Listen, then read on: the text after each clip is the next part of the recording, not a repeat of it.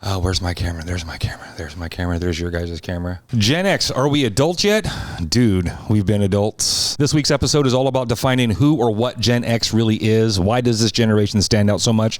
Why is this the one talked about everywhere? Why everything seem to compare itself to Gen X as if we were the unwritten and very unrecognized standard for the world today?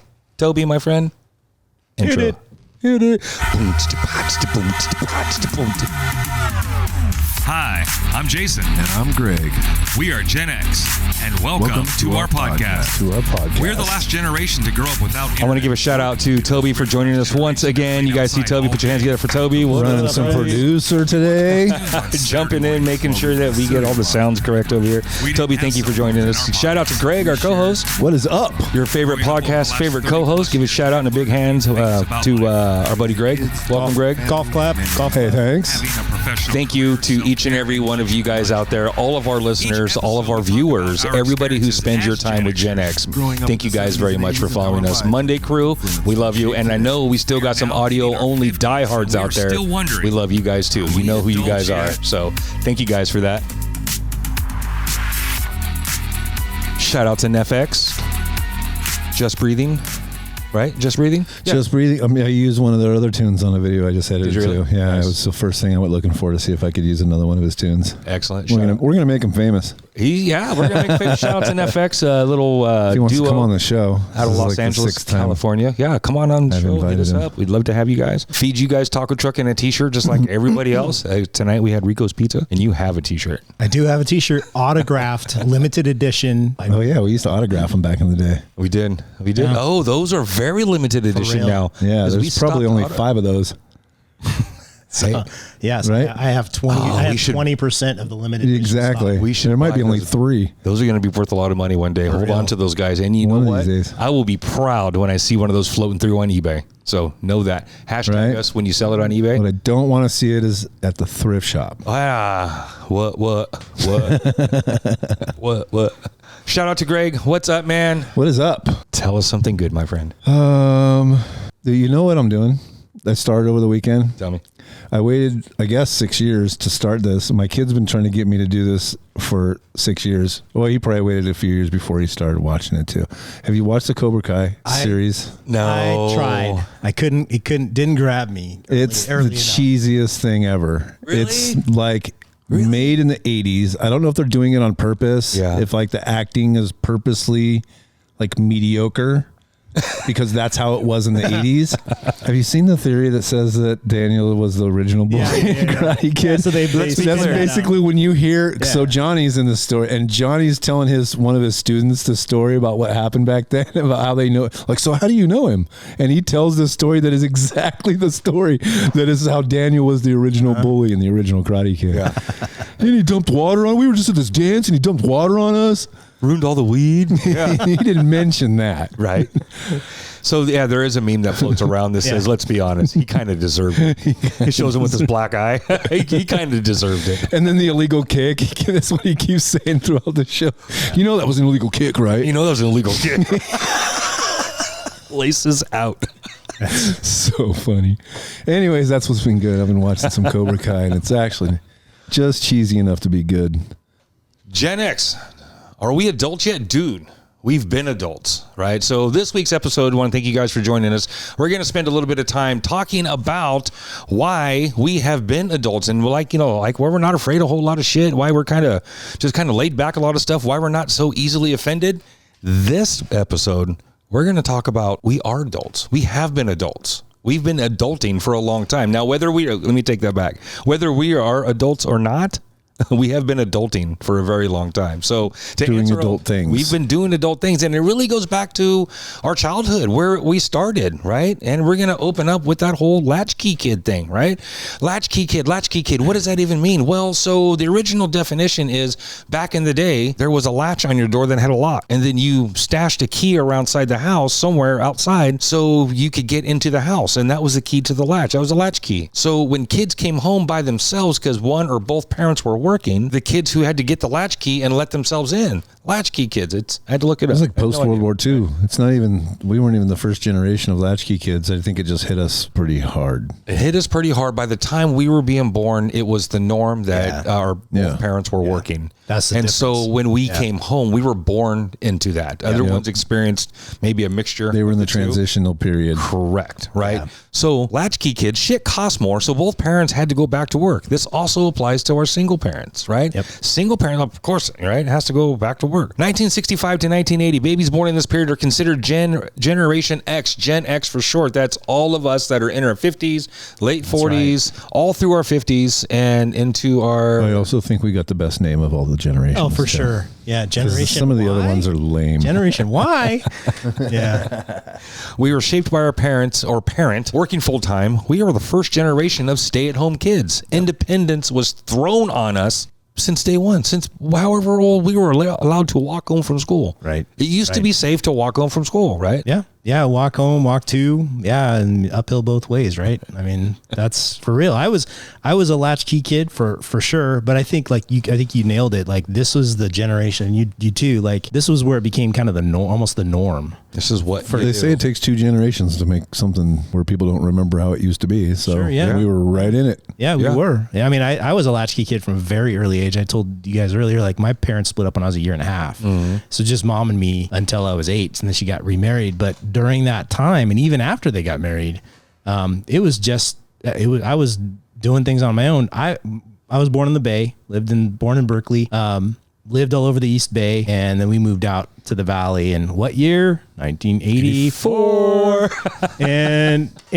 But up to that point, it was just mom and me for a lot of that time. And I remember at 5 years old, having to ride AC Transit, the public transportation in the Bay. 5 years old, riding the bus by myself. And I would have to go, mom, because she had to do what she had to do. So she would drive me to the babysitter early in the morning. I would I would take the bus from where we live to the babysitter's neighborhood, get off, and then walk to her house, wait a little bit, walk with the other kids to the bus stop for the school bus, take the school bus to school, and then do the reverse on the way home. Yeah. And I remember one time, and mom worked in downtown Oakland on Broadway. So not a place you want a 5-year-old kid running around by himself, but I was doing it. But I remember one time in particular, riding the bus home, the public bus, I fell asleep. I'm 5 years old, I'm on a public bus, and I fell asleep. And I woke up, and I was like 3 stops down past where I was supposed to be. But for some reason, at that age, I already knew kind of where I was. So I panicked, but then I was like, okay, I got to get back. I got to figure this out. So I pulled the cord, stopped the bus, got off, and walked.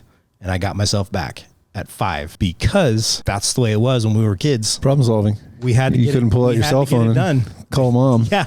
Mom didn't have a cell phone. No Google Maps. They didn't know my mom's name. They didn't know my babysitter's name, phone number. I had to get it done. So I got off the bus and I walked back at 5.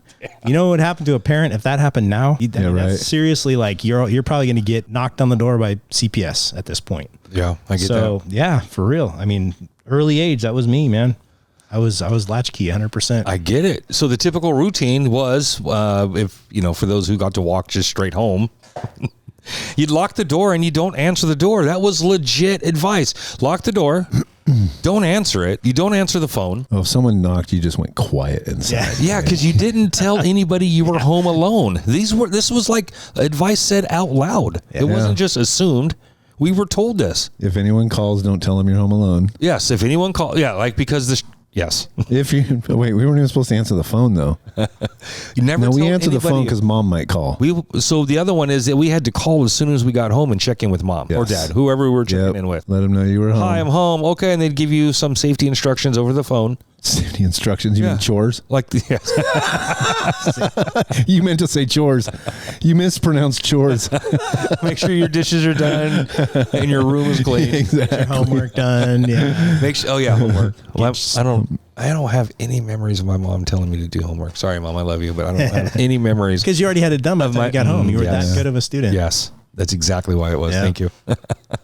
Yeah, but it was call mom, call and check in, lock the door, do your homework, and then we would eat. And this was back in the 80s, late 70s, early 80s.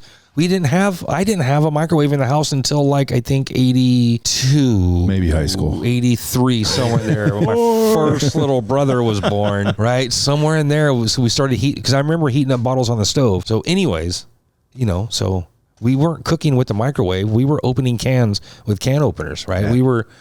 We're older than like commercial plastic. Yeah, I told you the ketchup bottle story, right? In front of you right now. we groomed ourselves to lock ourselves in and hunker down. Yeah. We did that willingly, right? Yeah. So pandemic, quarantine, easy. it wasn't that big of a deal. Well, I gotta say, I lost a lot of friends and a lot of real people died. Yeah.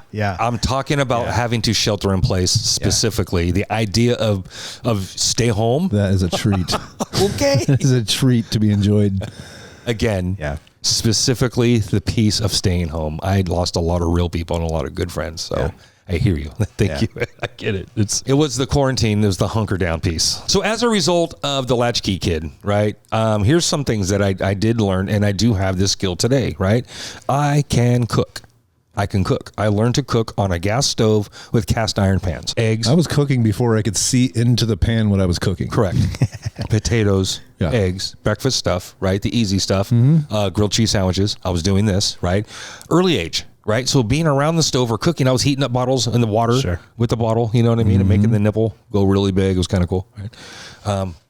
So the independent part, I can cook, and I became very independent because the other things were that I was making decisions for myself, these little mini decisions, but I was making them for myself for a long period of time at an age where I was kind of alone, like I was 7, 8, 9, 10 years old, home for 4 or 5 hours. And these decisions were like, when do I do my homework? What do I want to eat? Am I going to clean my room? And so there were consequences, but there wasn't somebody there going, do. I got to build my own structure, my own routine. I've been able to do this consistently since I was a kid, right? So whether I built it right or I built it wrong, I've been able to build it. I've made those choices for myself since I was a little, I grew up on that. Yeah. Right. You said a key word. You said consequences. I think that's the thing that, that was really key for a lot of us. Like it was that fear. It was that dad's coming home, mom's coming home, and she wanted me to get ABC done. And if I don't, I can't fake that I got it done. I can't hide. I can't make up an excuse. Mom's going to see through it. I got to do it. So, there was consequences. If I don't get my homework done, if I don't do the dishes, if I don't vacuum, whatever that might be. I remember at one point, I was an only kid until I was about 15, but I remember at one point mom called me. I was home by myself, 8, 9, somewhere in there.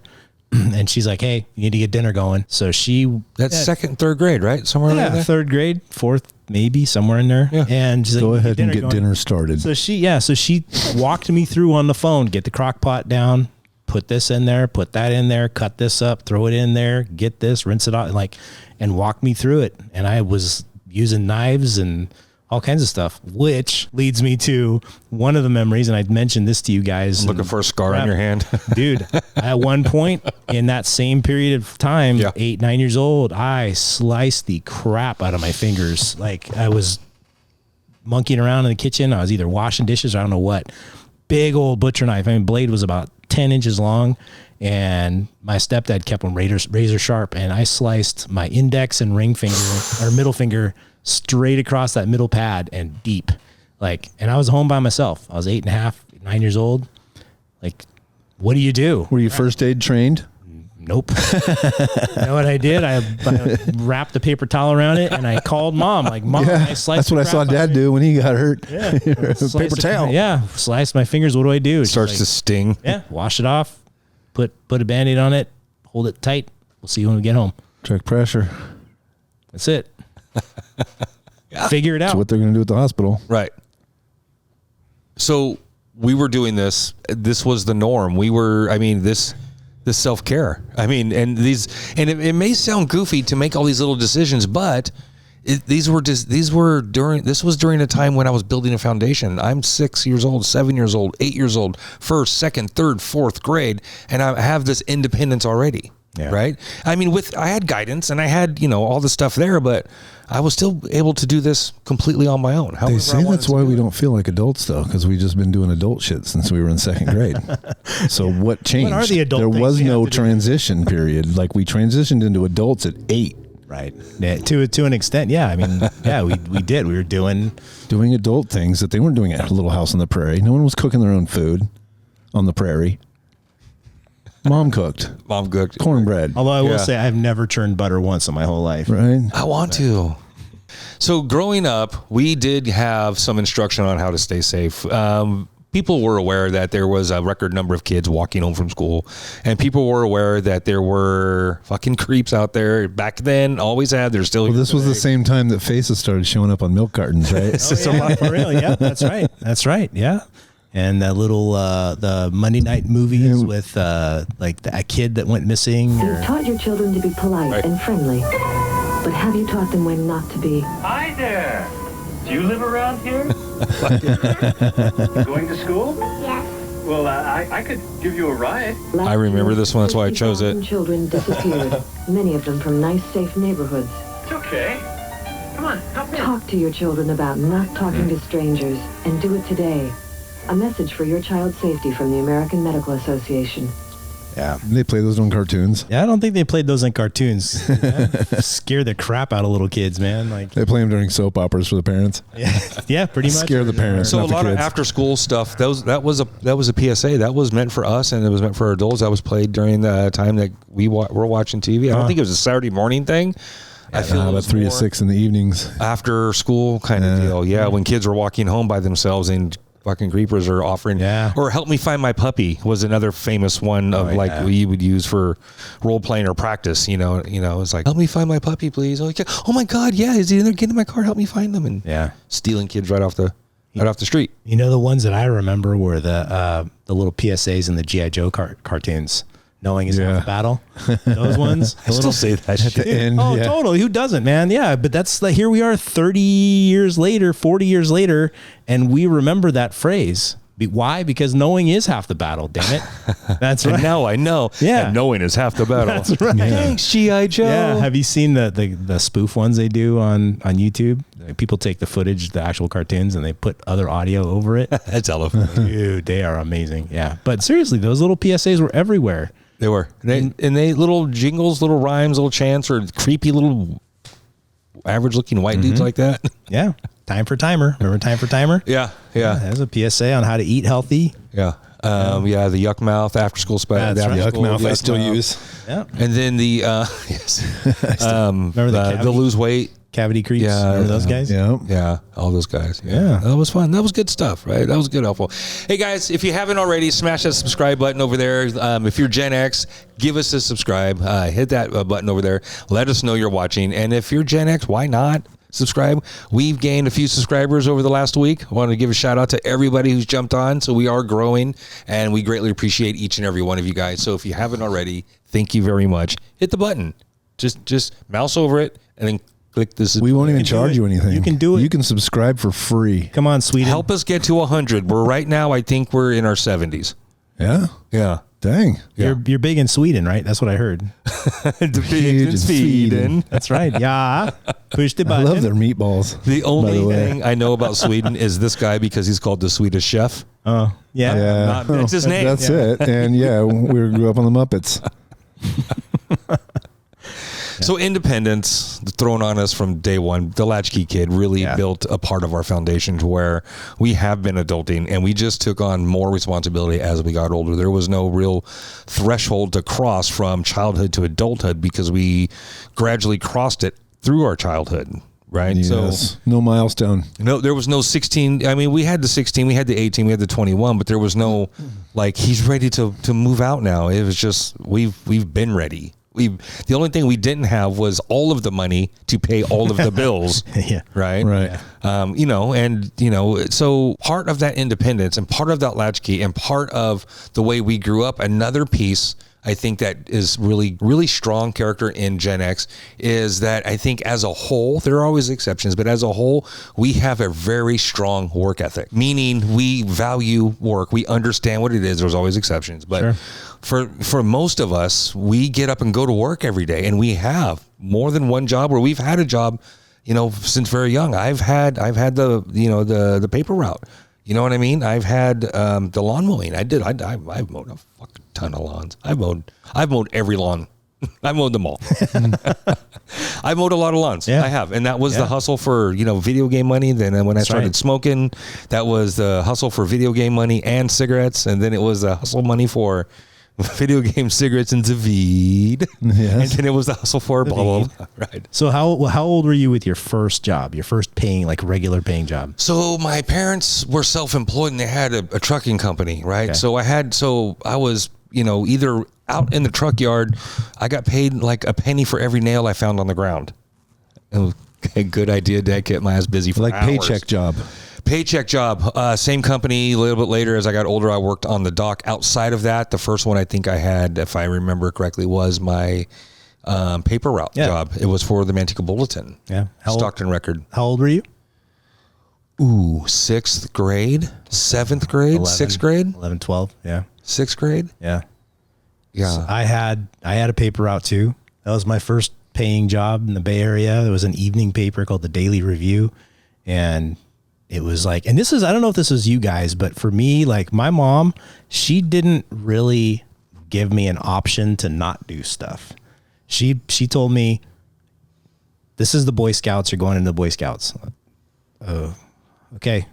Let's go to the Boy Scouts. This is your paper route. You're doing a paper route. She's taking 20%. Sounds like you were just getting volunteered for stuff. I got voluntold for a ton of stuff. So I got my first paper route. I think I was 8. I did a paper. No, it was 9. It was 9 I had 2 different ones. One at 9, one at 10.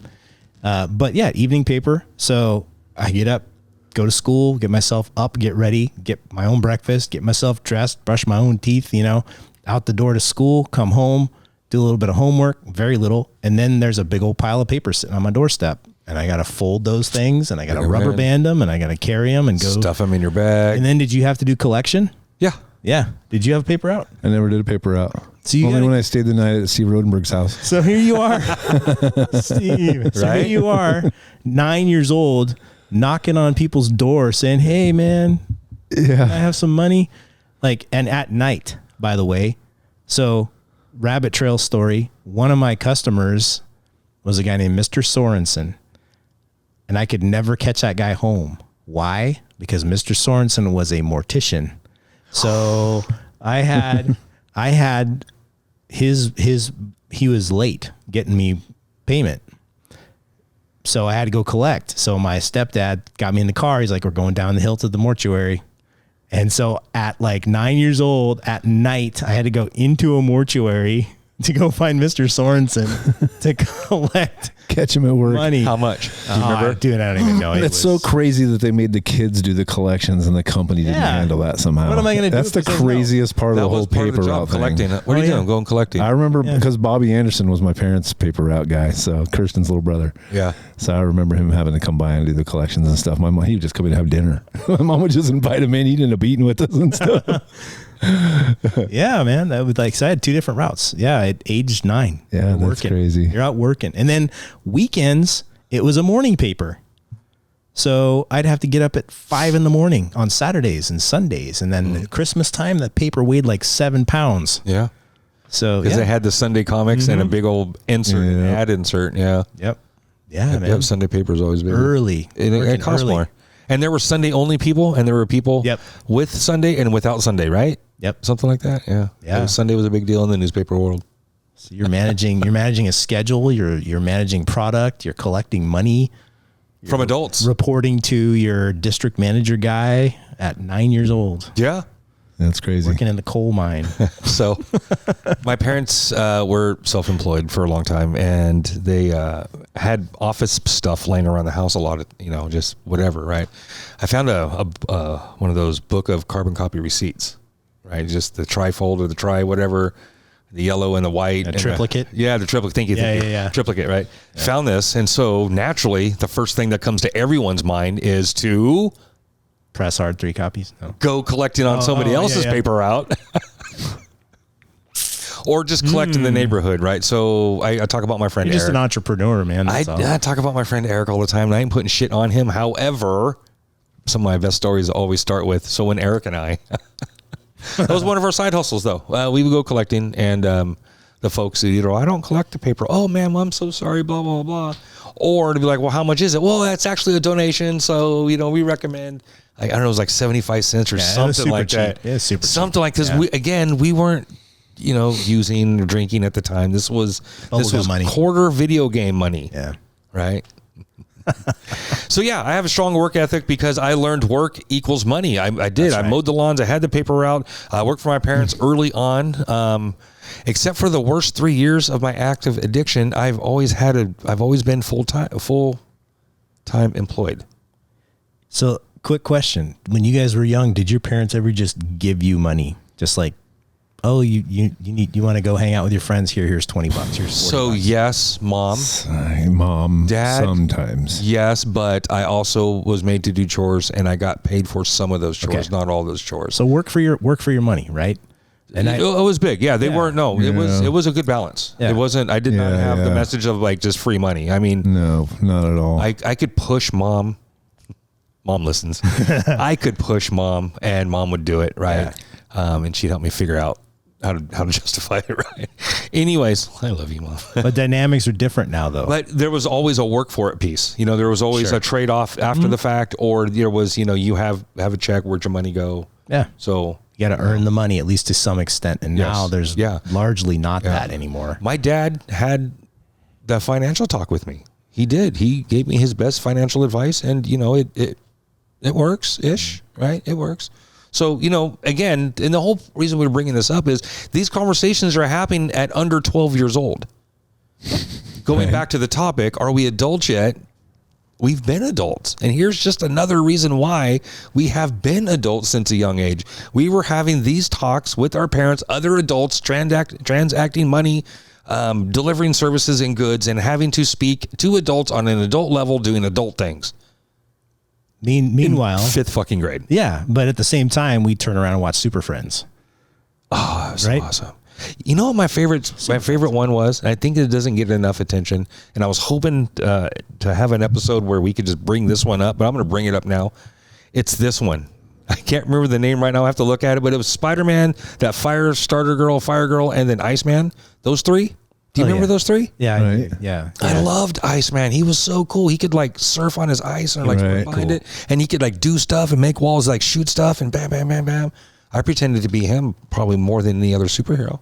Yeah, he was your favorite superhero, huh? Yeah, probably growing up. Yeah, I mean, I never really had a favorite before, but I like that one. But yeah, so we were adulting anyway. Yeah, Spider-Man and His Amazing Friends, I think it was called. Yeah, I think that's right. So we were adulting. Yes. And we were also watching the adultish. Super Friends. Yes. Yeah. Yeah. While still thinking Or fart Scooby-Doo. jokes are funny. Yeah. Scooby-Doo, yeah. Well, fart jokes are always funny. So. Oh, well, I'm 51 and dude, fart jokes rule.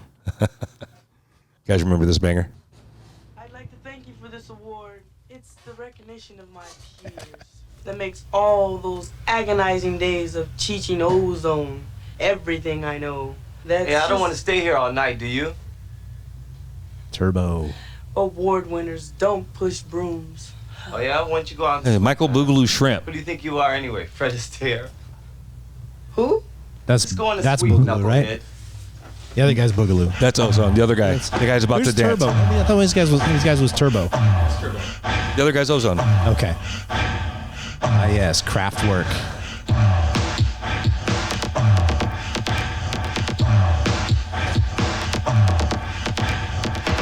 So back in sixth grade, popping and breaking was the shit. Yeah. I was at the peak of my popping and breaking skills in sixth grade. This movie drops. We're watching it. I got, all my Manteca friends were sitting there. Probably I'm with Chris Riley. We're probably over at somebody's house trying to mimic these moves. You know what I mean? And we're trying to dance with the broom, or at least not trying to copy or move for move, but just being inspired by this move and coming up with our own routine. Mm-hmm. You know what I mean? Yeah. And you were just saying, last episode or the one before, about how you had a custom breakdance outfit. We did. Yeah. It's hella custom. It was bad. So, yeah.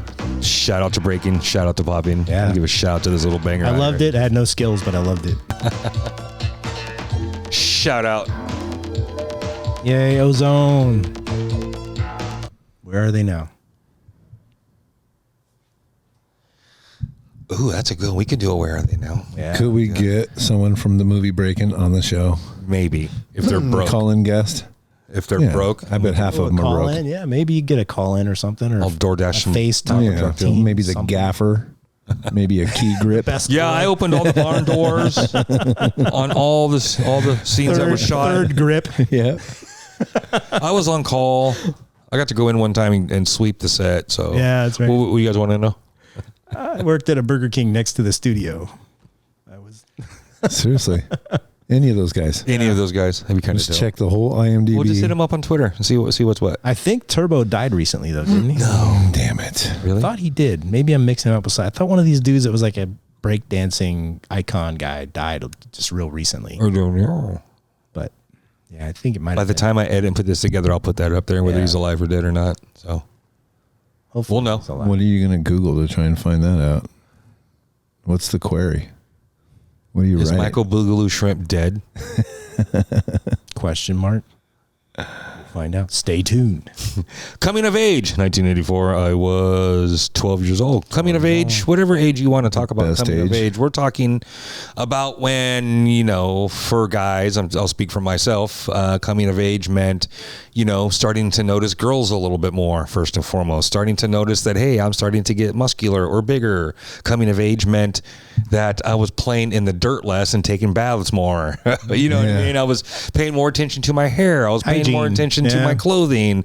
All of a sudden I had to have this kind of shoe or this, these kinds of pants, or, I had a good shirt. I remember I had a good shirt. It was a red polo shirt and it said Left Bank right here. It was all red. It was a polo shirt though. And it was like my popping shirt because it was all, I don't know, but that was, I had my good shirt. I had the La Tigra polo shirt. I never had any of that. Had a La Tigra? You have a La Tigra? I didn't. No, that was one of those. I was a garage sale kid. I was, I was. We didn't. La Tigra shirt. I didn't have a La Tigra I had shirt. a polo shirt, but it was from Kmart. Okay. I had my share of tough skins. Right? Yeah. I did have the members only jacket, and we got it from Mars Department Store in Manteca, California. Mars Department Store. So I did have a members only. I had one too. It was burgundy. And It did was the like whole an strap thing. $80 Mine was the jacket blue back one. then. Well, How do you get an $80? Your parents to buy you an $80 jacket. In mine. My 1986? mom found one in the basement, like clearance rack of some. I don't know where it was, but she found one. Oh Might have yeah. been a little bit too big, but she bought it anyway. So I saw one the other day. I should have bought it. It was a members only. Had the straps and stuff. yeah, the neck strap too. Yeah. So when you got to drive really fast, you put your neck strap on so your jacket doesn't flap around. Yeah. Yeah. We made the tail in the back. All right. Anyways, coming of age, somewhere around the tender year of 1984, our favorite year, because we're starting to hit the puberties. We're starting to, notice things. We're starting to, somewhere in this time period, we're shifting less from the playgrounds of the guys and more into, teen nights and movies, booby movies and girls. And I didn't have to ride the bus anymore. It's when my parents finally moved in town in Ripon, and I didn't have to ride the bus. that's awesome. Yeah, about like 8th grade freshman year in high school, 12 years old or so. Yeah, I moved in the big city. Moved into town. Yeah. Yep. So when we were coming of age, coming of age, well, that's the first one. That's the first one on the different list. episode. AIDS epidemic, the crack epidemic, the Cold War. It was a big deal. Russia and the communists were the bad guys, the commies, and Germany was split in half. Berlin Wall was a thing, right? We were, Heather Locklear, Susie Chapstick, Charlie's Angels. Oh my God, Farrah Fawcett, Jacqueline Smith, and Kate Jackson. Good Lord, So the women were smoking freaking hot. Yeah. Posters were the thing. Yep. The child abductions wasn't the end of them trying to scare the shit out of us. This continued well into Cold War and AIDS. All of this. Sure. This was Nuclear weaponry. So much right? nuclear. The day after. Remember hiding under our desks for yeah. nuclear drills? John Lithgow. Yes. Yeah. Yeah. The nuclear threat was real, man. It was real, right? Scary stuff. The Dallas Cowboy cheerleaders. Mm-hmm. And I think our Wonder Woman was the hottest version so far. Although the new one, Wonder Woman 84, that actress, Yeah. she's pretty hot. I don't remember her name, but she's pretty hot. Gal Gadot, however you pronounce her last name. Her. Yeah. Pretty hot. She's a beautiful woman, man. But Linda Carter, good Lord, she was smoking hot back in the day. She's still pretty now. Don't get me wrong. But our Wonder Woman was the hottest Wonder Woman, period, point blank. You know what's funny? When I think of Wonder Woman, like as a human being, I picture her first before I picture the new actress. Yeah, for sure. I picture the cartoon one still first, though.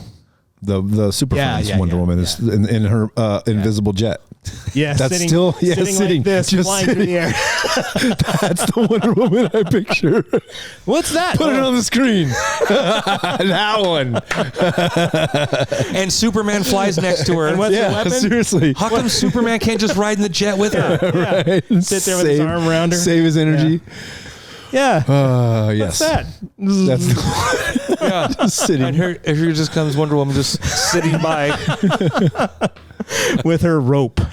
What's her weapon? A rope. The lasso of truth. Not right? lasers. Yeah. A rope. Was it the lasso of truth? Yeah, wasn't it? Truth, yeah. It was. So she won't beat you up. She'll just make you tell the truth. She had bulletproof Bracers. Yeah. bracelets. Yeah. Yeah. Those. And fabulous hair. She was smoking hot. She had fabulous hair that never She was got messed fabulous. up. She was pretty. She's a Yeah. pretty girl, right? We watched the Jeffersons, reruns of All in the Family. We had Eddie Murphy's stand-up. We had Andrew Dice Clay. We had Rodney freaking Dangerfield. Sam Kinison. All these guys. Yeah. So for a whole nother episode that's in the works now, I'll just say, as a result of the AIDS, of the crack, of the Cold War, of the Dallas Cowboy, of all these things, we are not offended. And sex was free. Not afraid. We weren't afraid. Our level has been set so high that it takes something pretty freaking extreme to go, oh my God, that was pretty bad. Because again, this is at 12 years old. This is the coming of age. This is what we had in front of us while we were. This was our future. This was it. This was what we were looking at. We're coming into adulthood. Death and destruction. That's right. Nuclear holocaust. We had Playboys in the nightstand, penthouses in the garage. We had Everything is going to kill you. cable TV. Microwaves could kill you. All of this. Yeah. Satan's in your toaster. If you close your eyes in the shower, blood's going to come out. Yeah. Everything was meant to scare the shit out of us. Safe sex is now a thing. That's right. We're coming out of the 60s and 70s. Free love to safe sex. Really? We got to come from like everybody's fucking everybody to okay, strap up. You're gonna die. Don't keep touch. it. You're gonna die. Yeah. Yeah. So I have the clip. I remember when we went to Africa, when we went into Mombasa, Kenya, them telling us like 90% of the girls in there don't have AIDS.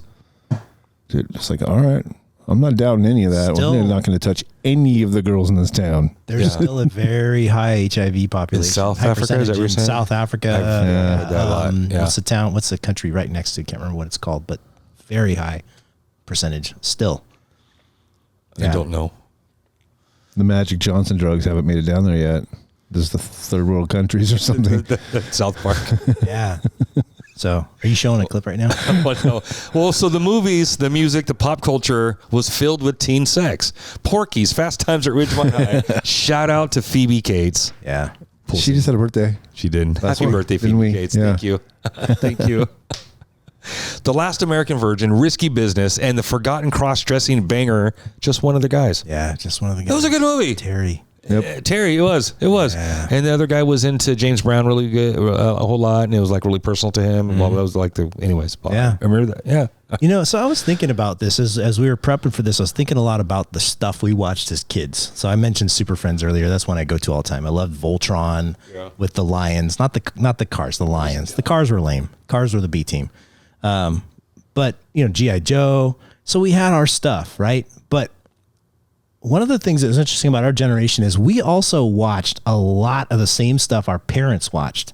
Like, did you guys watch The Three Stooges? Yes. Yeah. You watched Little Rascals? Yes. You watched Shirley Temple? You watched Leave It to Beaver? We talked about Yes. the original Andy Dennis the Griffith? Menace. Yes. Dennis, Yeah. dude, that stuff is old. Think Yeah. of Black and white shows. Bugs Bunny, Yeah. Yes. Porky Pig. So all that stuff came out 20, 30, 40, Oh, yeah. We talked about all that 40 shit years. from the 30s. Yeah. So if you think about that, like we were watching the same stuff as our parents when our Yeah. parents were kids. Felix the Cat. They were going to the movie theater or watching on their black and white TVs with mom and dad. Yeah. The stuff they watched as kids, we watched as kids, and that was kids entertainment.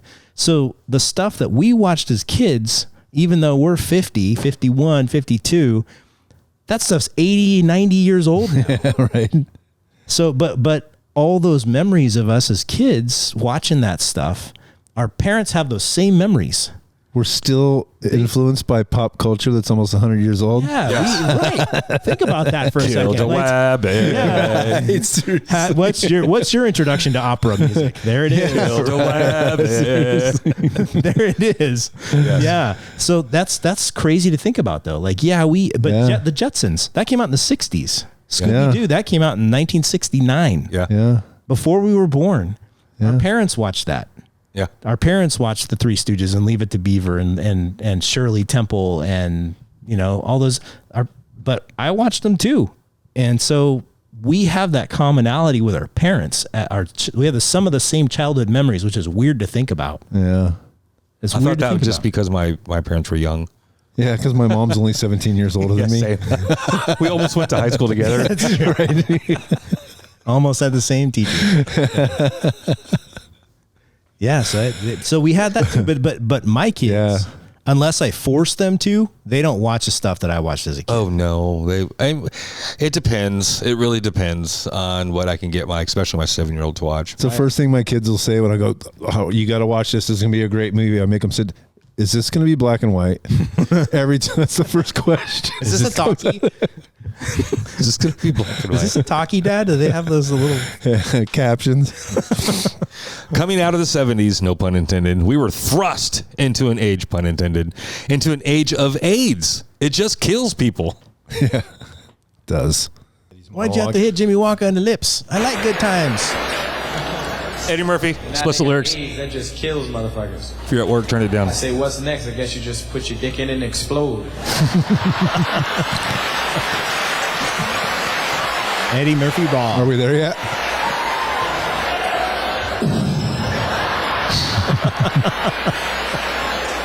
The girl be on the bed going, maybe I should see a doctor about it. I mean, that's not funny, Jason. That's hella fun. Free love to sure death. Yeah. Now the idea of safe sex is introduced. All right. Yeah, Great timing, Gen X. You have to. Good job, right? We miss the free love. We get the AIDS, and it's just Safe horrible. sex or die. Safe sex or die. Skate band. Don't forget, we had the Bermuda Triangle. We had quicksand. We had San Andreas Fault. We had Bigfoot and the Loch Ness Monster. Let's do a quick, where are they today? Did we solve the triangle? I think the triangle gave up. Did it just disappear? Did it just go away? Just gave are up. we not losing ships in the triangle anymore? No fucking idea.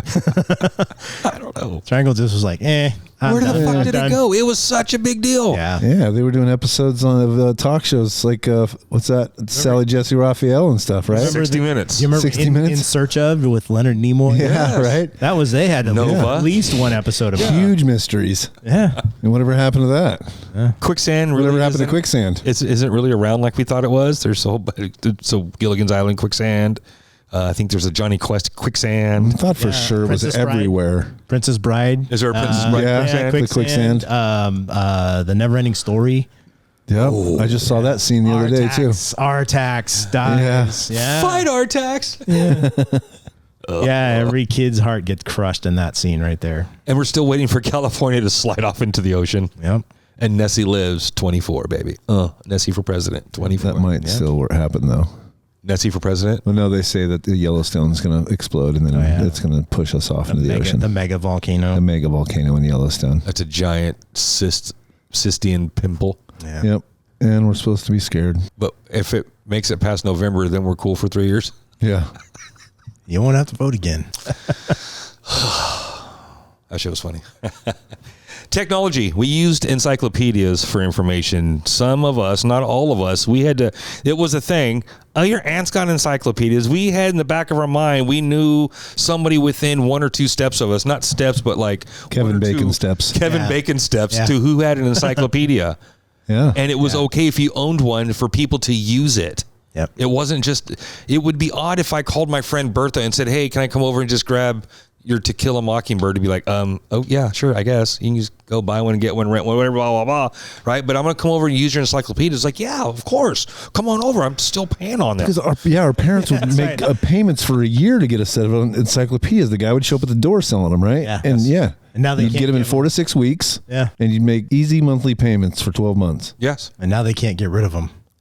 People have some of those, still have those in their closets, and they can't figure out how to get rid of all those books. So why would we bring up encyclopedias?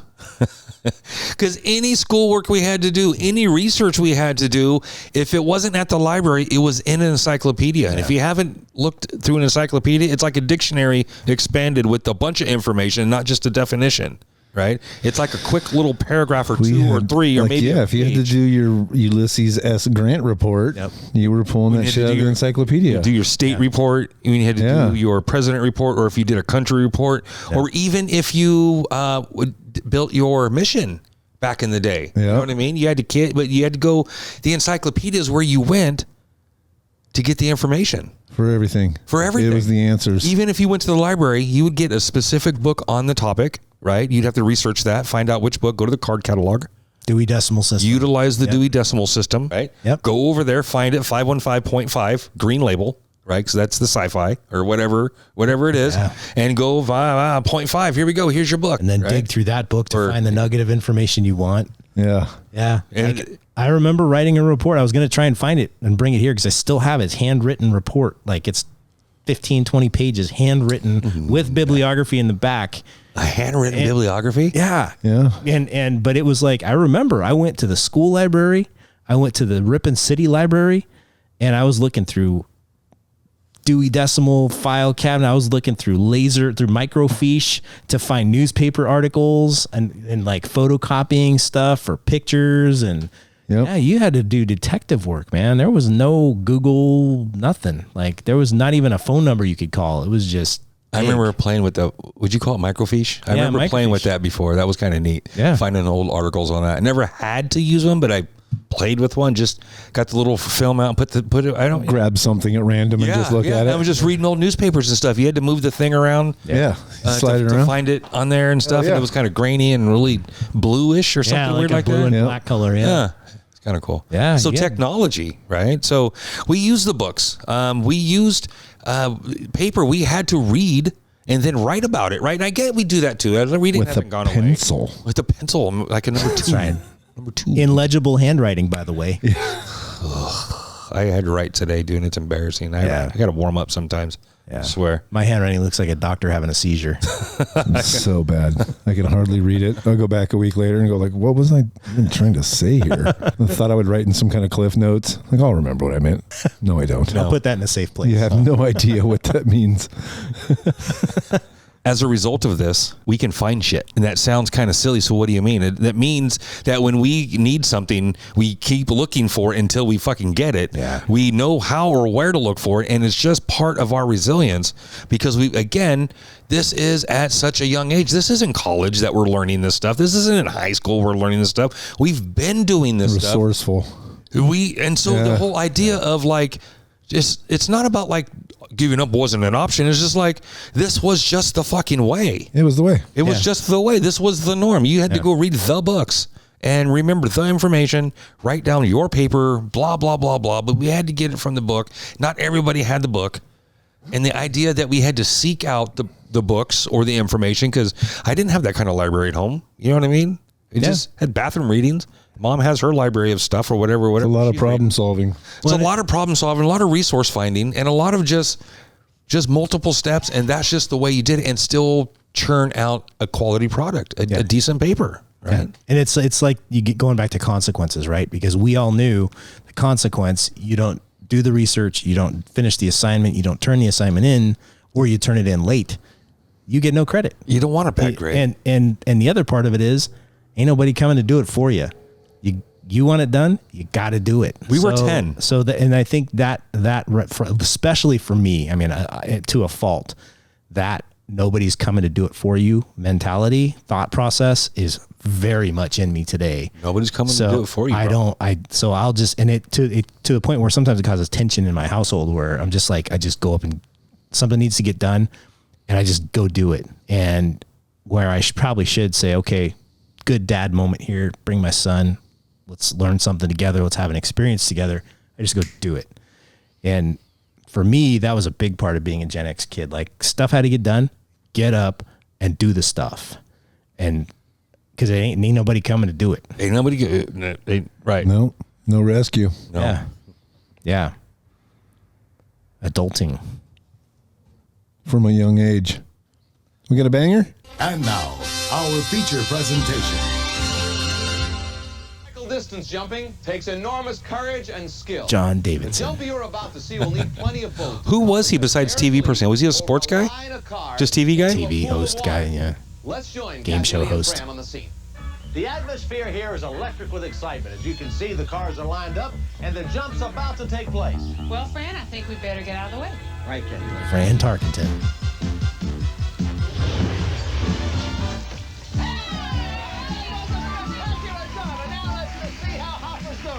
How are you doing? Hopper, you were incredible.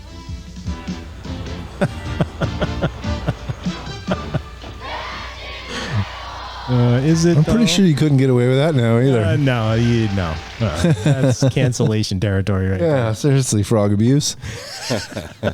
So under the umbrella of technology, we had local and network TV. We only had access to TV stations located within like 100 miles, or we didn't get TV. Antenna reach. Some time slots were used for network or national news, usually the large broadcast networks like ABC, CBS, NBC. For us, it was 13, 10, and 3, right? And we had like 3 stations on the bottom dial. I remember 31, 40, sometimes a Spanish station, 19. Yep. 44 would come in. 44 was a news station that came along later. San Francisco. 44 was out of San Francisco. Is that what it was? Yeah. They must have upped their signal and made it over the hill later. Sometimes Nighttime. if the wind was right, you could get the station. You could get it, right? And there were times of the day when we were not the target audience, and there was just not shit to watch on TV for us. No. Soaps. There was nothing The days on. of the soaps. Yeah. Yeah. There was parts of the day when you just couldn't watch TV. You know when you find Cops on today? That was soaps for us as a kid. Yeah. My mom's watching soaps. Gotta watch my shows. My shows. That's what they were called. My shows. Yeah. Gotta watch my shows. Yeah. But you think about for Gen X, thinking of television, how much it changed in our lifetime. And I mean, the generations before us too, like they went from having no TV at all to having TV to having color TV. And for us, it was like we went from having, I remember, we have one small or freaking enormous TV, but our first TV was a little orange and white, black and white TV. Yeah. And so I remember watching Star Trek, another show from before we were born, on that black and white TV. But then we transitioned to a color TV. And Star Trek was still black and white. Yeah, that's right. But it was all analog, right? It's all antenna. But then the magic of the cable box. Yep. Now all of a sudden we got cable. Then we got HBO on cable. Then we got all the skin channels and stuff. But then we got rentals. The blurred shit. VHS rental. VHS rentals or rental movies on your box. Yep. And so it went from black and white to color to now you're watching stuff from the theater in your home. You don't even have to go out anymore. That was a big deal. Yeah. That was a big deal. That's a big change. HBO would show the big movies. Yeah. Showtime showed those movies and the movie movies. And repeatedly. So you could It was watch like a the year same- later. That was like, came out in the movie theater, then went to VHS so they could get your money again. Yep. Then they would put it on HBO so they could get your money again. Yeah. See, We spent more money on entertainment. We were just talking about this on the text messages. I'm going to open with that. We've spent more money on music than any other generation, Yeah. but basically entertainment in general, because they got us to buy the same movie over and over again. I'm buying movies now so I can watch them with my kids on Amazon for $4, $3.99 to watch a movie. I used to own the DVD. Sold them in a garage sale. Yeah. Yeah.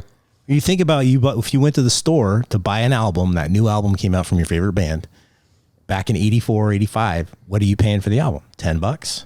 Yeah. Well, $9.99 to What are we paying for $12.99. albums now? $10.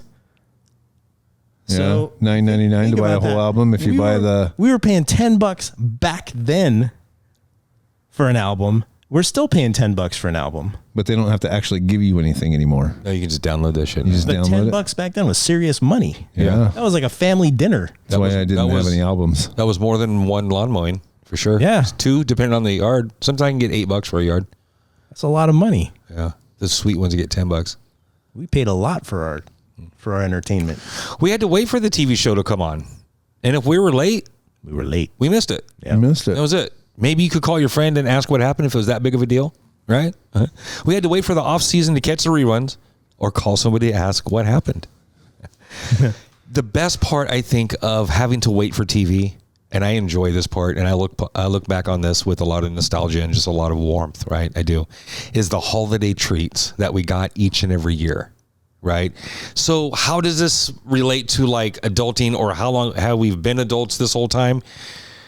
We had these nuggets of stuff we really wanted, and they were given to us, but we had no control over it. It went by us, and if we weren't there watching it, we missed it. So going to the bathroom had to wait. Answering the phone, my goodness, the one house phone we had, unless your parents had one in their room too, right? We wouldn't answer the phone sometimes. Sometimes we're watching our show. Well, I'll call you back on the commercial. Even Kadeem was about to jump over the Snake Canyon. And here's the other cool part, right? Your friends were watching the same show, so they wouldn't call you during the show anyway. But as soon as that fucking commercial hit, your phone's ringing. Yeah. Did you see that? Did you see that? Oh my God, blah, blah, blah. Yeah. He just jumped the Snake River Canyon. He pulled the chute really early. What happened? Right? So there's very limited content. You can only watch what's broadcasting. And we had to choose going to the bathroom, answering the phone, answering the front door, right? Or turning the stove off, or whatever we had going on. And then there was that earning it aspect again, where you have a show that runs in, it's like you had seasons. So the new season would come in the fall, and you'd have 10, 12, 20 episodes of the show, and then it would be over and either not be on, and they'd put some other crap show on, or reruns. Yeah. And you'd have to wait 6-8 months for the next season to come around to find out about the cliffhanger. So you're earning that new episode, right? Everything had consequences. You're earning it, so that builds up the expectation, the anticipation even more. Like, oh man, what happened? Who did shoot JR? Exactly. They had to wait a whole year to find that crap out. That was a big one. That was good. That was really good. Well, when's the next season of Knight Rider coming out? I got to wait 8 months for that. Will Michael wake up from his coma? No, he's dead. The car's going to go on without him. Of course, he's going to come out of it. He went over to Europe and sang. Yeah. Just saying, Sweet Caroline, the disco billet with hip hop in Germany. It still comes up on my playlist or whatever, or my algorithm. Touching you, yeah. Holiday treats like Frosty the Snowman, Rudolph the Red-Nosed Reindeer, Rudolph's Shiny New Year with Baby New Year, right? The other one, It's a Great Pumpkin, Charlie Brown. Right, the Charlie Brown ones. That's another one. And then Disney on Sunday nights. These were special little treats. These are my youngest is 16 now, so we don't really get to do it anymore. But we were just talking about this the other day too in the group chat, was the piracy thing. So I went and pirated all those Christmas movies. Yes, and for years we would sit the kids down and make them watch all that the original Peanuts movie, all that Rudolph and all the claymation, the Snowmation. Yeah, all that original stuff. I had pirate versions of. Yes. We would sit down and watch that stuff. Like, that's good. Throughout the whole season. Right. And all that stuff's before our time too. Yeah. That's just from the 60s too. Yeah. As a result, we understood the importance of showing up on time, or we missed the fuck out. Yeah. Or we would just miss out. You missed out. And there is no rewind. There was no, and not until much later did we have, and then even if you were recording it on your VCR, you weren't going to stop it in the middle. You had to record the whole thing. Yeah. And then go back and watch it. You still fucking missed it. You had to pull out TV Guide, and you had to plot out your night, right? Yeah. Or when's 8 o'clock on Thursday is when that show comes on, and 6 o'clock on Saturday is when that show comes on. You were planning your week around the TV Guide. You're scheduling it's your day planner. Pulling out your day planner for your entertainment. One of the coolest parts about that, though, and I'll throw this out there, is the planning of the evenings, the TV shows on the same night, at the same time, every weekly, right? Yeah. I have hundreds and hundreds of memories of laying on the living room floor watching TV with my parents sitting on the chair or on the couch or whatever, watching TV with me. Now, family watching TV. We're all watching the same show because we all love the same show. We're bonding at this point in time, right? Yeah, and it's not like that's just we sat around and watched TV the whole time. No, I was very active. It's for me to sit down and watch TV. Really, it was cartoons or MTV or Science and whatever, blah blah blah. But for me to sit and watch TV, I had to be really engaged, and those were some of the best times of just watching TV. I just remember sitting there and like looking over, and mom's over here laughing, where she got her cigarette, and mom always smoked, blah blah blah, and dad's over here, he's laughing, and and then. One year I had a little baby laying next to me, right? And then the next year there was 2, and then 2 years later there was 3, and then there's 4. And then, the dynamic shifted and changed and stuff. We grew, but, the Cosby Show was on Thursday nights. Yeah. You know what I mean? Cheers. I watched Cheers with my parents. Of course, it's a good show. And it's not like you guys didn't watch it, but It wasn't geared for kids. It was about a fucking bar. Yeah. You know what I mean? But we all watched these things together. And that was one of the cool parts about the programming back then, is that we all came together. We weren't catching it on. Now you got everybody in their own corner of the house with an iPad. I'm telling you. Watching separate shows. No one's got anything to talk about. Headphones, yeah. You know what I mean? I mean, it's just different, right? So laying on the carpet, I remember that long carpet, you know what I mean? Kind of dusty. We had a dog, so it was dog hair, you know what I mean? We had one giant pillow. It was like a beanbag chair, but it was like a pillow. And we could just lay on that thing. It was neat. It was kind of just watching TV, but it was when it was all of us together and laying on the dog or whatever, you know what I mean? So, yeah, it forced us to be in the same room and community, engaging in the same activity. Yeah. Even if you weren't really engaging, you were having an experience together. But yeah, at least the family was a community and they were spending time together, man. Like, even though you're sitting in silence and watching a TV show for 10 or 12 minutes at a time, between commercial breaks and stuff, but yeah, I don't think there's any of that anymore. Yeah. And I'll out myself here though, man. Like I've got three boys and we're often in separate rooms watching separate programs. Sure. Yeah. Because I don't want to watch my son's stupid anime cartoon. Yeah, no, exactly. I don't want to see And that's the crazy thing. There's the unlimited choices. Keep an eye on the anime one. Yeah. But I'll sit there and watch the let's go sit down and watch a movie. And you start going through Netflix. And the next thing you know, you just spent 45 minutes looking through Netflix. Trying to find something to watch. So now there's like just too many choices. Now I get to the point now, I'm like, I wish I would just turn on Smokey the Bandit would be on TV and I would just fucking watch it. Yeah. I wish I just didn't have as many choices 60% of the way through the movie, like, you watch it anyway. There should be a limited choices version of Netflix or something where you just turn it on, like broadcast TV. Yeah. Like where you just turn it on, that's what's on. Yeah. You don't get to pick. Think about that. How many shows and movies you watch? Channel surfing is really not a thing anymore. You only watch chunks of. Like you put on HBO and Smoking the Bandit is 60% of the way through and you watch that crap anyway. Right. You've seen it 4 times, so you watch it anyway. Yeah. Got the end of it. Yeah. Got the end of Smoking the Bandit. Got the end of it. Again. That's not a thing anymore because you can just start anywhere now. Right. Yeah. Right. You don't have to say I caught the end of it anymore. You don't have to. Yeah. And I started that. I was one of the original guys when TiVo came out. I could not wait to eliminate commercials out of my life. That was the selling point of a TiVo. Come home from work, all the shows I want have been magically recorded onto this hard drive. Yeah. No tapes. Yeah. Yeah. Mm-hmm. And then I could go bloop, bloop, bloop through the commercials and do 10-second jumps with one button on the remote. And in three pushes, I could be through a commercial. So 9 pushes through a commercial break. I quit watching commercials when, I don't know, look what year TiVo came out, man, because 2000 something. Yeah. And being able to, and kind of like eliminating that, not having to watch something from 60% of the way through. Because I'd sit down once a week, like on whatever Sunday, and go through what shows were on that week. You get the TV guide and go, yeah, record that. Mm-hmm. It was awesome. My dad hated commercials so much. My dad was like a recluse, lived in the redwoods in a cabin he built and stuff, but he had an antenna and a TV and I'd go visit him sometimes. And so I'm laughing because he built this cabin himself. And do you have time for 2 quick stories? Go for it. Okay. So the TV, he hated commercials so much. He popped open his TV and figured out how to wire a big long cable from the speaker to a little toggle switch for a lamp, and he could just flip that switch and the speaker would shut off on his TV. Hell yeah. So he just muted, before there were remote controls, he figured out how to mute the speaker on his TV. His own wired remote for a mute button. Yeah, he had like a 15-foot long, like a light cable. That is brilliant. Flip it off. No more speaking. But this is the better part of my dad's TV. So his house was a little cabin. The main room was also his bedroom. Turn left, there's the kitchen. You turn right from the kitchen, and there's a little bathroom. And then you go through the bathroom and out the back door. That was the whole house. So I would go visit him during the summertime. And at one point, I went into the bathroom, and I'm sitting down on the toilet. And I look to my left toward the kitchen, and I notice the wall isn't finished. Like there's the framing. But then I noticed there's this like a 12 by 12 box that's just open. You can see through to the kitchen. And I was like, what? Why would you have an open 12 by 12 window from the bathroom into the kitchen? What the heck? And so then I do this. and you could see the TV perfectly. So my dad actually framed a hole in the wall so he could sit on the pot and watch TV at the same time. Oh, yeah.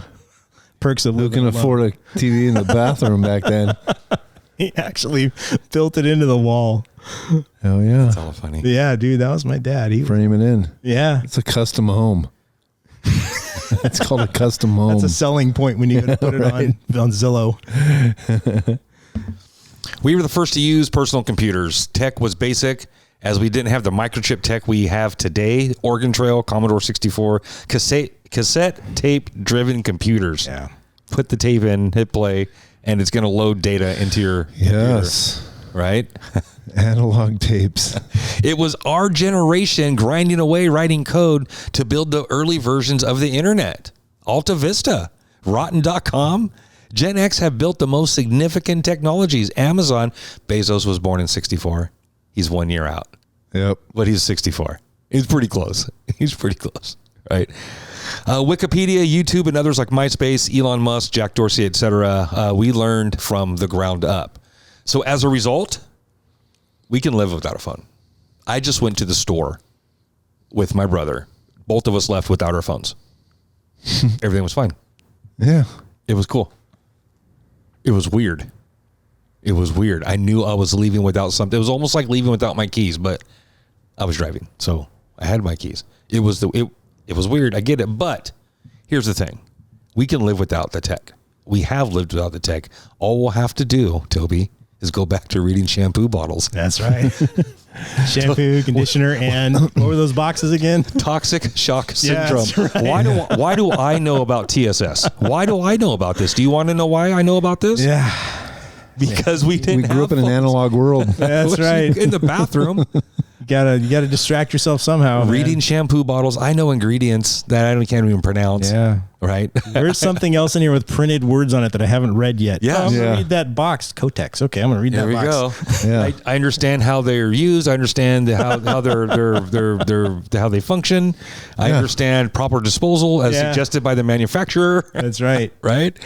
Yeah. And I know about some of the inherent dangers. Right. And some of the do's and don'ts. Why? Because we would read shit in the bathroom. We Right? had to read. Sometimes Didn't have phones.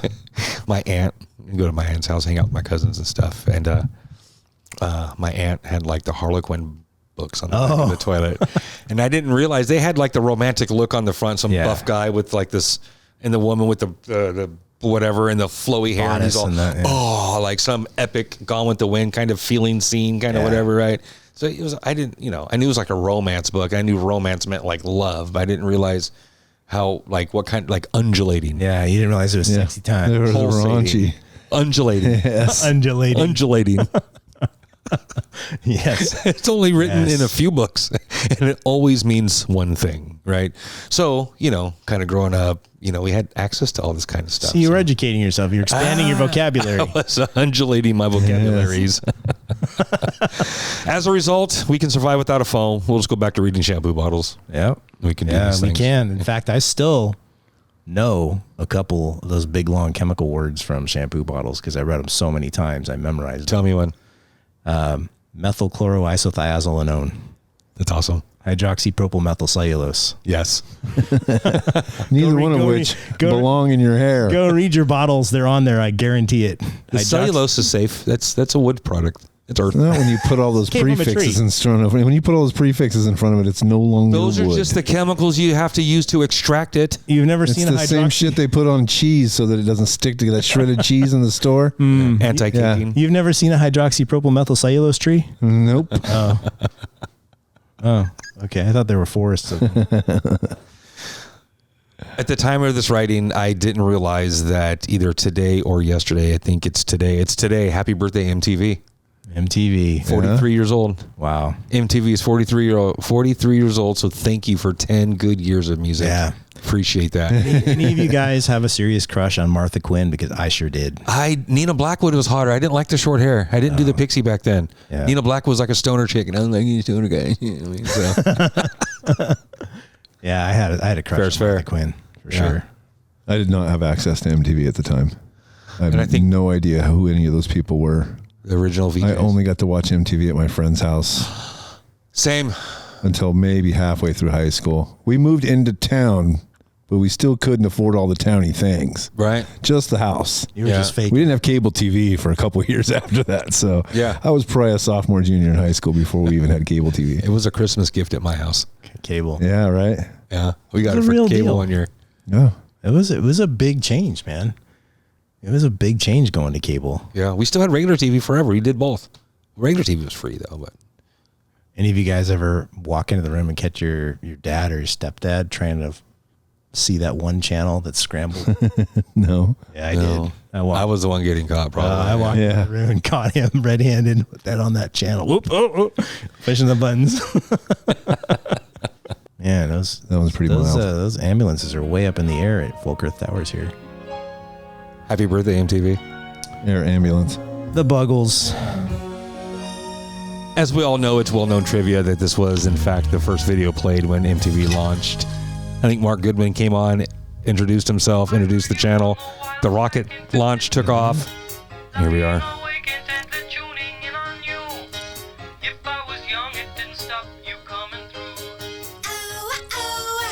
Wiki, wiki. That would have been dope right there. I've been doing that forever. I have. The song's at least from 81. See if you can find one of the Buggles to bring them on. Yeah, right. Hear that bass? Or at least the key grip from the Buggles. There's a young girl in the video. I wonder how old she is now. If this song... She's probably our age. Probably, huh? Yeah. She's somewhere on a circuit signing autographs. The Buggles girl. Yeah, some Comic-Con type of thing. Yeah. Doogie doogie doo. Happy birthday, I never MTV. really noticed that bass player is kind of... Is there an 80s con? Oh, I bet there is. If there's not, we should start it. Who would you dress up as? Jake Ryan. Jake Ryan. Coolest guy at the mall. Oh, the hottest guy in school. Oh, my gosh. Fuck yeah, I want to be Jake Ryan. Everyone wants to be Jake Ryan. Yeah. Michael Schauffele or Schoeffel, something like that. That's a guy, yeah, he just vanished, man. He did a couple of things. Yeah, he didn't really. August of 81, Gen X changed forever. MTV was now a thing, and I, like millions of others, were glued to the tube in every single video offered. Yep. Didn't matter if we liked the song or not. You're watching. Yeah, I didn't like them all. Like Brass and Pocket, I had to wait for that stupid video to be over before the next one came on. And you know, the other thing I noticed too, this was back in the era when it didn't really matter what you looked like. If you played the music and you made a video, you were getting on. It didn't matter if you looked like a rock star, you were getting on. You got a video? Okay, give us your tape. You're in. Yeah, all you had to do was make a video. Yeah. We'll have to dig deeper into it in another episode, but there was a turning point when MTV played the first black video, or the video with the first black artist, and MTV was all white when it first came out. Still one of the hardest guitar riffs of all time. Mark Knopfler. That his name? That's the guitar player, yeah. Fan-freaking-tastic guitar player. That's so badass, dude. That's such a badass riff. Look at them. This has not been turned into a metal song yet. I can play this on air guitar. Yeah. I've been playing it for years. Yeah, it's pretty dope. Yeah. This song has the F word in it. Play the guitar. It does, huh? Yeah, but not the F word you're thinking of. What F word does it have? As a slur. Oh, the little in the pink coat. Little hanger got his own jet airplane. Yeah. Oh, twice. 3 times. Oh, 3 times. There's a millionaire. Yeah. What's the onion? But he says thumb. Is it censored? Are they going to censor it on the YouTubes? Or do they let them rock it? They'll let him rock it. Yeah? It's classic. They have to let him rock it now. It was from another time. So look. When we didn't get our fucking feelings hurt by dumb shit. We're going to do a whole episode on why we're not offended, and this is going to come up. There it is. Whether I think it's hateful or I'm promoting hate or not, it was around us so much and normalized, it's not offensive to me. Yeah, I don't know. I know. I mean, today, would I say it? No. Absolutely not. Would I play the song at a wedding or at a party because of this lyric? I would not. I would not. I understand. I get it. Yeah. However, it was so normal and so nonchalant. Is that would that be the right word? That It just wasn't a thing. It's no. Again, we weren't allowed to be offended by shit. Who was in a position to be offended by anything when we were kids? It's interesting. You didn't really hear that word very much back then. No. Offended or offensive. You just didn't really, and it's just interesting. You didn't really hear that word much back then.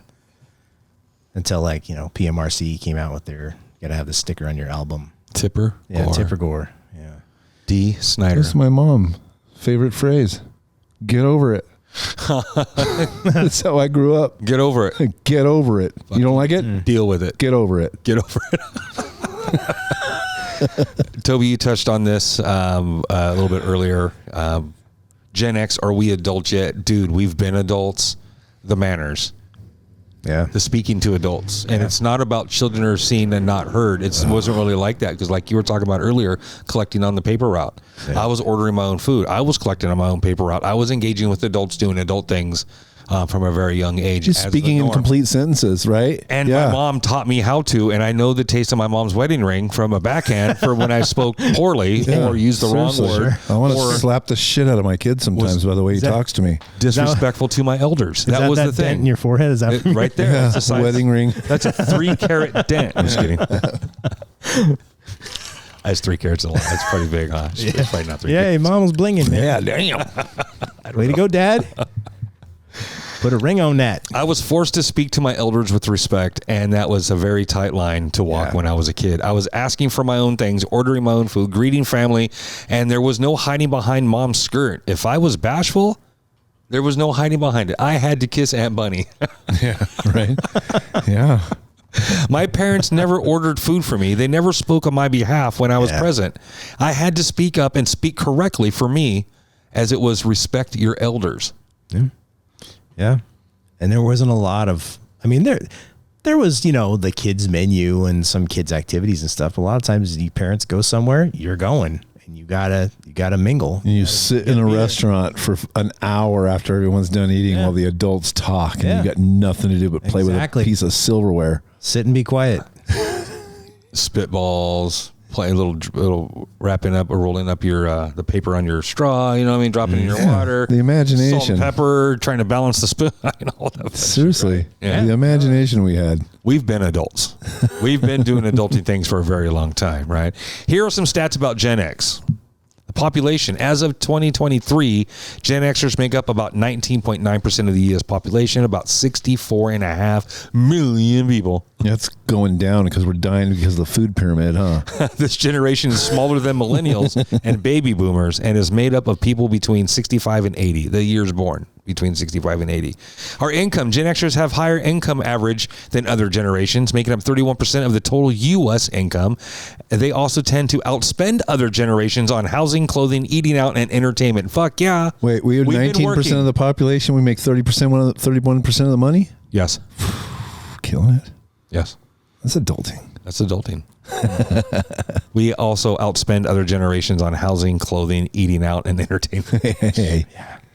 That's because we weren't taught how to be very money responsible. Because we had our own house. Yes. Parents didn't teach it. School didn't teach it. There was no class on. You didn't take home ec? Although, I took optional. So it was an optional class. It's not required to learn. We baked a fucking cake, dude. You didn't learn how to balance a checkbock? We did. You did? Yeah, home ec, dude. Mr. Yeah, see, I didn't. 5th grade. That was a girl class. I had home ec in high school. I had wood shop. I had I'm not a math guy. Never been a math guy. So I did the very basic Math 9. Lowest level I could do to math graduate. 10. I did like freshman remedial math, and then I did another class they called consumer math, which taught you all that. That was Mr. Wharton. Consumer math was like all that practical stuff, percentages, balancing checkbooks, figuring out mortgages, and all that stuff. That's all they should have taught. Yeah. All that, how to do a pi r squared on his. Yeah. No, none of that. Yeah, none of the letters and all that crap. No. Like just enough. Teach me enough geometry to be able to figure out how much carpet or tile I need to buy to do my floor. In home ec, I learned how to sew. I learned how to read a recipe and cook something. I learned how to do more budgeting. It's all practical stuff, man. I was already cooking, and I remember being proud of like, here's where I get my A in cooking. I had to sew because I didn't like having holes in my socks. Yeah. And my mom wouldn't buy me new ones. Yep. So I just couldn't stand it. So I'd be sewing up a sock, hoping that the bus wouldn't show up at home in the morning so I could have a sock to wear to school in the morning. Gen Xers are more educated than older generations and are the first generation with more college-educated women than men. You go, girls. That's our Gen X women out there. You go, girls. One of the other things, too, is that I remember as a kid is that, again, going back to consequences, there were consequences, but the consequences didn't just come from your parents. Your teacher could discipline you. A fucking stranger on the street is slapping you in the head. Yeah, or some other adult. Yeah, any adult. Beat your butt. Yeah. Like, yeah, and I mean, now I'm not trying to see like random guys running around smacking kids in the butt, but I mean, like I was talking with somebody about it earlier today. When I was a little kid, my babysitter used to whoop my butt, man. She had a leather belt that, I'm not kidding you, was about like 3/4 of an inch wide, a leather strap, and she'd nail my butt with that thing every once in a while. Get your attention, huh? Consequences, man. Yeah. So discipline was like, there were real consequences. There was more discipline, and the discipline was coming from multiple directions. Yeah. It wasn't just wait till your dad gets home. It was like when dad got home, you'd already had your butt smacked a few times. Mom already handled it. Yeah, mom was the disciplinarian in my house. My dad did a couple times, but just for the big shit. It was coming from multiple directions. Just for the big guns. You know, and if you went to school and your teacher, parent-teacher conference, and the teacher said you're screwing off, parents paid attention to that. Teachers were authority figures, and now not so much, man. Now my wife's a teacher, and people respect her, but it's not the same as it used to be where teachers are truly authority figures. Now they're just kind of like co-parenting, sort of, kind of. Yeah. But it's a different vibe of discipline and consequence back then. Gen Xers are known for their strong work ethic and independent leadership style. They are also more likely to become managers or leaders and are responsible for starting 55% of today's startups. See? Fucking doers, bro. Do it. Doers. We are fucking doers. Some other odds and ends before we close here. Gen Xers are considered more diverse than previous generations, but less so than millennials and Gen Z.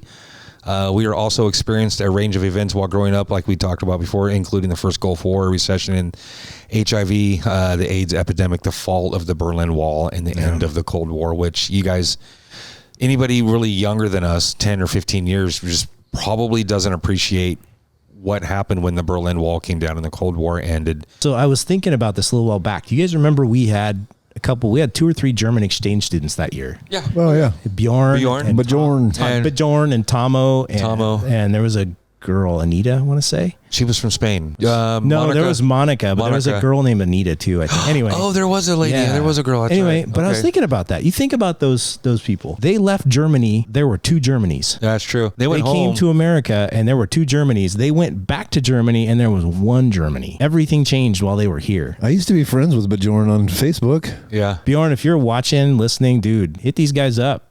Yeah, dude, let's do a show. Seriously. He sang Mother, Pink Floyd. No, that was Taro. Yeah, was from Finland. Taro. Yeah, Taro was from Finland. That's going to do it for us tonight, folks. Want to thank each and every one of you for hanging out with us each and every week, and especially this episode. Toby, always a pleasure to have you, man. Yeah, buddy. Absolutely, guys. Always appreciate you in your time. It's a lot of fun, man.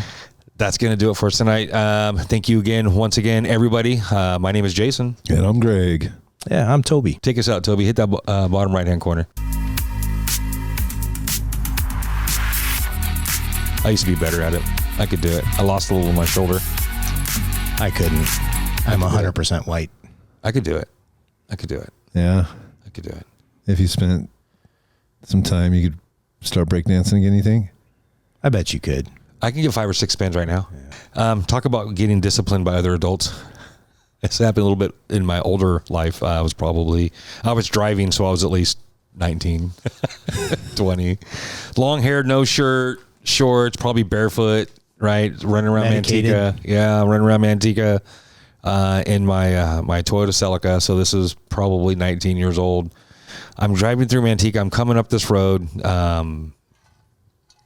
And it's kind of, anyways, I need to come up and I need to make a right into this parking lot, the 7-Eleven Garden Gate, Golden Gate, whatever. Anyways, there's a car behind me and he does something. He slows down or does something fucking stupid. And I yell at him or get up on him or pass him and so I do something completely fucking stupid with my car. Either I yell at him through my car or I get in front of him and cut him off or whatever. Anyways, as soon as I'm done being angry with him, I completely fucking forget about him. It wasn't in me. It was just like bark, bark, bark, growl, growl, loud, loud, loud, loud. Outside a deli. Hey, I'm talking here, right? Yeah. And then you go right back to singing along with whatever music was on. Right back into character, right? So I pull in this parking lot. I get out, and that dude got out of his fucking car. He parked in the parking lot next to mine. There's a little fence, little cyclone fence. This high. It was maybe this high. It wasn't that high at all, right? And he's up at that fence yelling, blah, blah, blah. And I get out and I'm like, he's older. He's got this gray hair and shit on him. You know what I mean? He's this little beat up pickup. I'm young. I'm just fucking stupid, right? Blah, blah. What do you I fucking mouth off. I don't even remember what I said, but here's what I do fucking remember. The minute I mouthed off to him, he grabbed that fucking top of that fence and both legs went this way over that fucking fence. And he was in my face in 2.2 seconds. Right here, right now, shit got real. I didn't have time to gasp. I didn't have time to shit my pants. Yes. I'm like this, bark, bark, bark, bark, blah, blah, blah, blah. Fuck, I'm not saying, I'm saying some shit. Yeah. I know this, right? I don't remember what I'm probably, fuck you, old man, what the fuck you, something. I know it's pretty harsh. Over that fence right now in my face. What? Sir. What I said was, I love you and respect you, and I apologize. Shit, my ass whooped that day, but good Lord. He was probably a Korean War vet or something like that. Right. Something. He's going to let you have it. He hopped over that shit fence. One of you out earlier today. Yeah. Thank you, Lord, for not letting me get hurt that day. Those dudes were just different fabric, man. Different. To the core. That's one of the notes that I have in here is like, and I texted it to you guys, just thinking about all the stuff that people like my grandpa lived through leading up to World War II, like Dust Bowl, 1918 Spanish influenza, the Great Depression, World War I. That must have felt like end of days for them. Yeah. But there was no penicillin. There was no like getting out of it. You just pick shit up and keep going. Everything was made out of metal. That's right. Heavy as fuck. Yeah. Everything was and you had to hammer it really hard. Everything had gravel in it, including your food, and so then all that led up to World War II. So when World War II came, they're like, all right, let's get this shit done. And they did, man. And they went, there's this crazy stat, and I'm going to mess it up a little bit, but just before World War II, America was like the 6th or 7th largest military in the world. At the end of World War, or by like 2/3 of the way through, we were the largest military in the world. We shifted gears that hard that in 2 years, we went from 6th or 7th to 1st. We've been there ever since. And we spend more than the next 10 countries combined. Yeah. Well, we're a lot smaller than we used to be militarily, but that's what our country did. We shifted gears now that hard. We don't have to do battleships anymore. Yeah. Technology does the work. Yeah. We got missiles. What are they? Predator drones. Yep. Yeah. Tomahawk missiles. Like watching the first Gulf War. Watching one of the battleships out there launching, and then really understanding that, hey, the battleship's going away because they got this new Tomahawk cruise missile that flies a couple hundred miles an hour, but it only flies 30 feet off the ground, and we'll follow a valley and just come up and you boom and just like an airplane. Ding dong. Like if you open the door and that blows up. Bugs Bunny missile. Right. Seriously. They can hit front doors of buildings. They can go down, elevator or, shafts or bunker busters and stuff. All that. I watched the whole story on the bunker buster. Dude, that is so badass. Those are crazy. That is so badass. Big, heavy, drop it high enough, it's going to go 150 feet in the ground. Yeah. And okay, then, now make a blow up. They had, and this is several years old now, a rifle, a hand-carried weapon that Marines were carrying into combat that was a rocket launcher, but it looked more like a rifle.